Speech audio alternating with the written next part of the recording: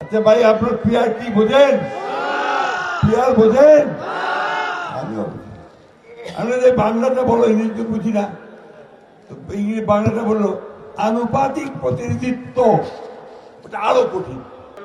আজকে এই সংকটে একটা দল তাই সংকটকে আরো গভীর সংকটে নিয়ে যাচ্ছে। যখন আমরা সবাই মিলে ওই সংস্কারের সনদ সই করলাম পার্লামেন্টের সামনে 17ই অক্টোবর, এবং কতগুলো অনেকগুলো বিষয়ে একমত হয়ে গেলাম, সই করলাম। এখন হঠাৎ করেই সেই দলটি আজকে বলতে শুরু করেছে যে না, আমাদের পিয়ার দরকার। আচ্ছা ভাই, আপনার পিয়ার কি বোঝেন? পিয়ার বোঝেন? আমিও বুঝি। একটু জানা শুনলাম, চেষ্টা করলাম, বলে প্রপোর্শনেট রিপ্রেজেন্টেশন, ইংরেজি শব্দ।